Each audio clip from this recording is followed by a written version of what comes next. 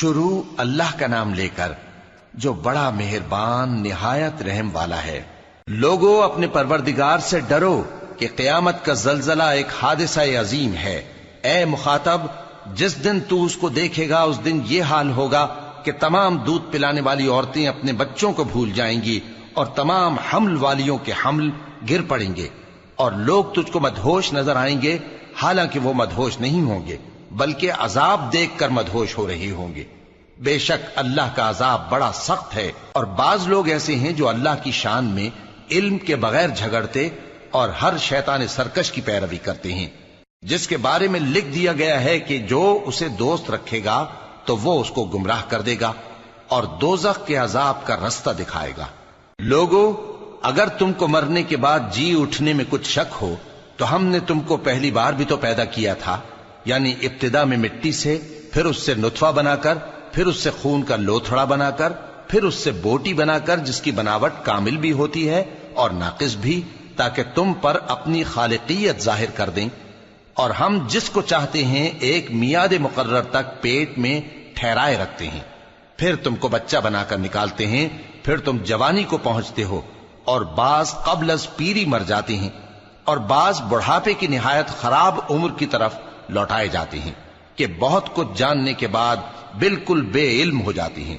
اور اے دیکھنے والے، تو دیکھتا ہے کہ ایک وقت میں زمین خشک پڑی ہوتی ہے، پھر جب ہم اس پر مے برساتے ہیں تو وہ شاداب ہو جاتی اور ابھرنے لگتی ہے اور طرح طرح کی بارونق چیزیں اگاتی ہے۔ ان قدرتوں سے ظاہر ہے کہ اللہ ہی قادر مطلق ہے جو برحق ہے، اور یہ کہ وہ مردوں کو زندہ کر دیتا ہے، اور یہ کہ وہ ہر چیز پر قدرت رکھتا ہے، اور یہ کہ قیامت آنے والی ہے اس میں کچھ شک نہیں، اور یہ کہ اللہ سب لوگوں کو جو قبروں میں ہیں جلا اٹھائے گا، اور لوگوں میں کوئی ایسا بھی ہے جو اللہ کی شان میں بغیر علم کے اور بغیر ہدایت کے اور بغیر کتاب روشن کے جھگڑتا ہے اور تکبر سے گردن موڑ لیتا ہے تاکہ لوگوں کو اللہ کے رستے سے گمراہ کر دے۔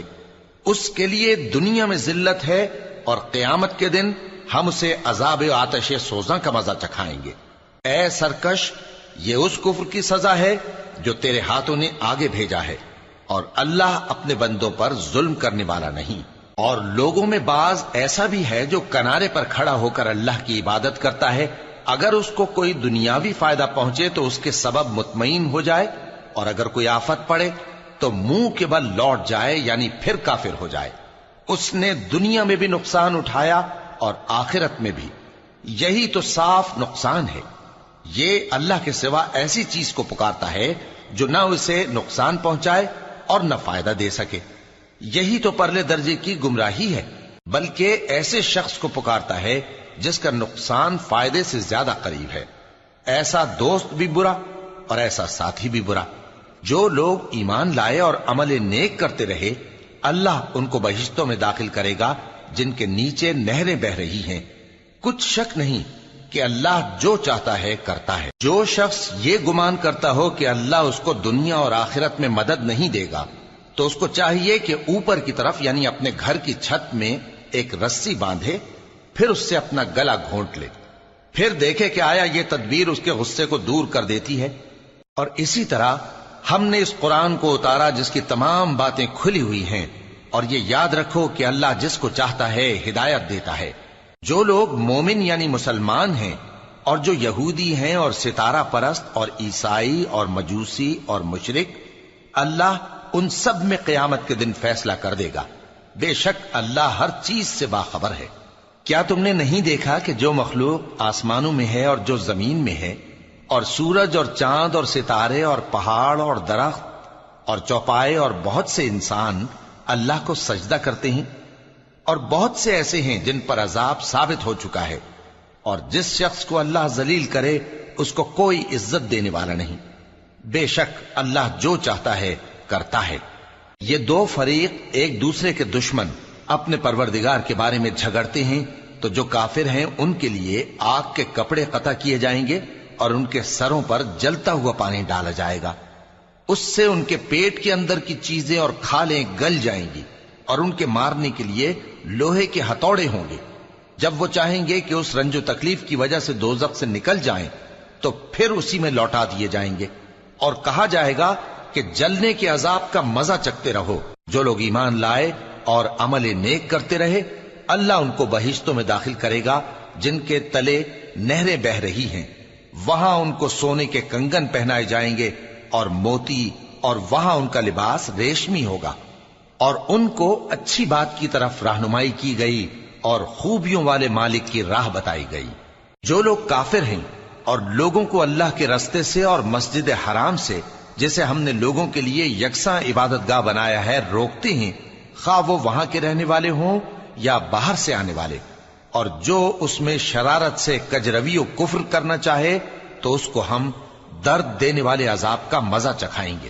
اور ایک وقت تھا جب ہم نے ابراہیم کو خانہ کعبہ کا مقام بتا دیا اور ارشاد فرمایا کہ میرے ساتھ کسی چیز کو شریک نہ کیجو، اور طواف کرنے والوں اور قیام کرنے والوں اور رکوع کرنے والوں اور سجدہ کرنے والوں کے لیے میرے گھر کو صاف رکھا کرنا، اور لوگوں میں حج کے لیے اعلان کر دو کہ تمہاری طرف پیدل اور دبلے دبلے اونٹوں پر جو دور دراز رستوں سے چلے آتے ہوں سوار ہو کر چلے آئیں، تاکہ اپنے فائدے کے کاموں کے لیے حاضر ہوں۔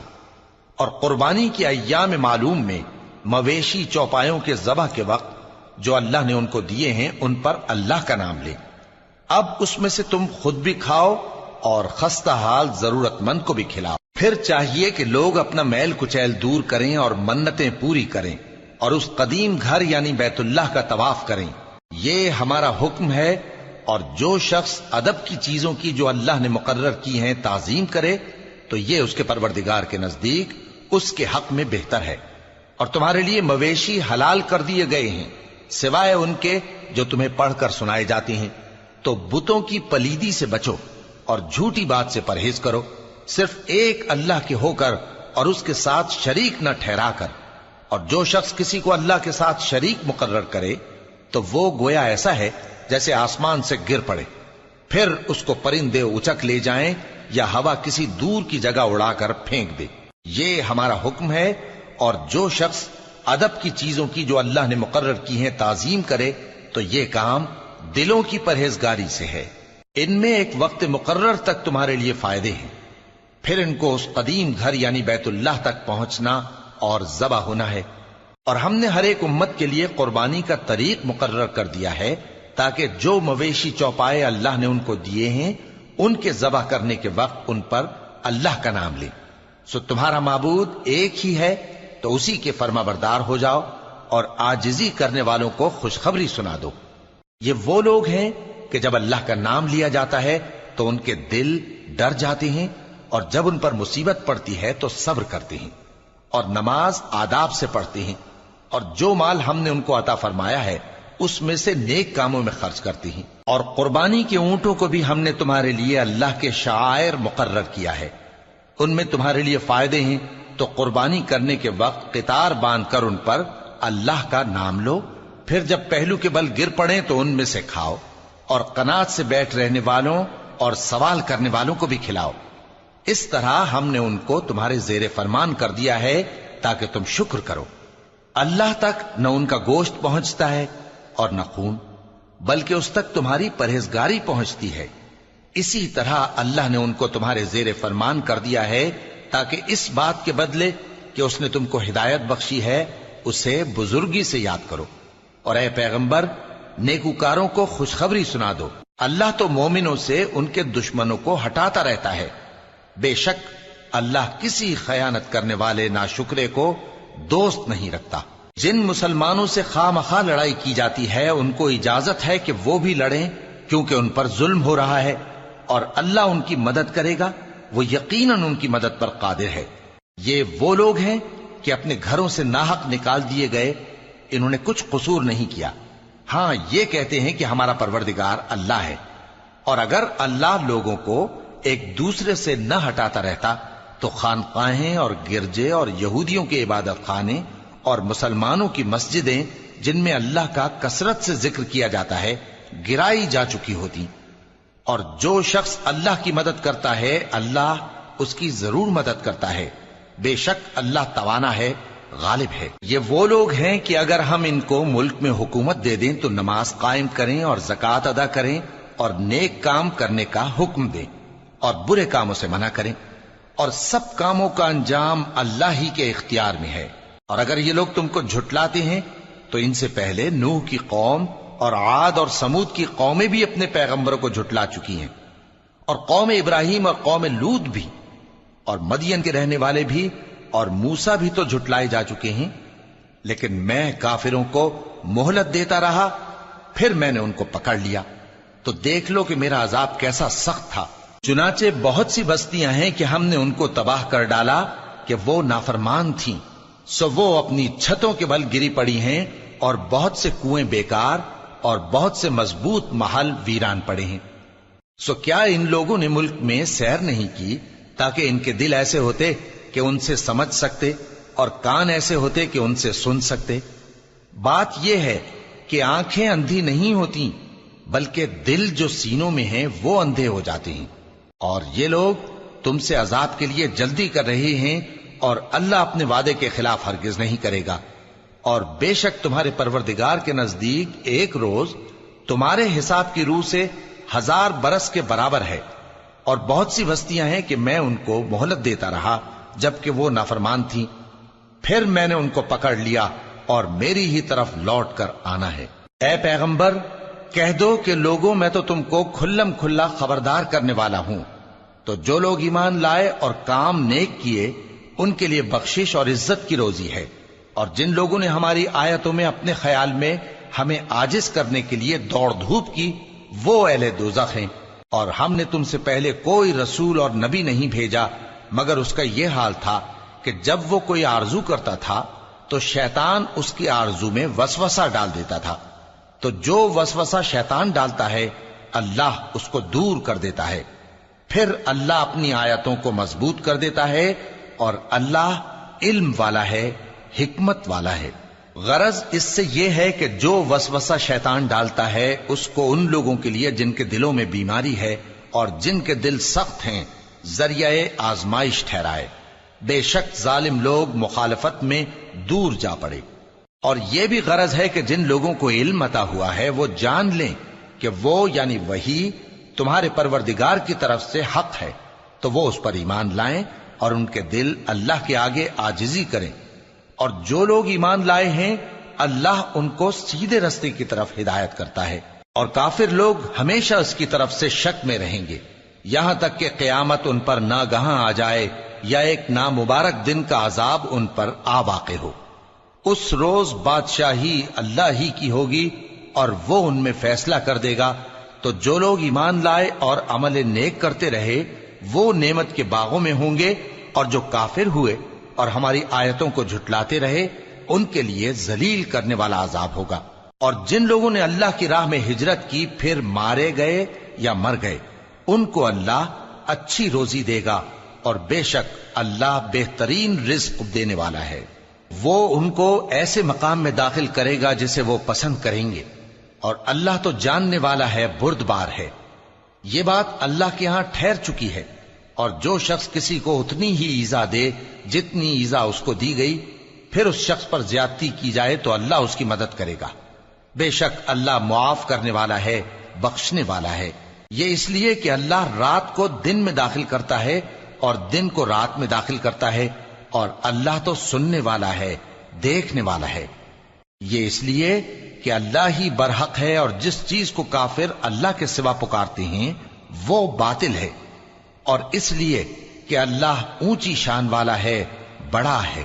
کیا تم نہیں دیکھتے کہ اللہ آسمان سے مے برساتا ہے تو زمین سرسبز ہو جاتی ہے؟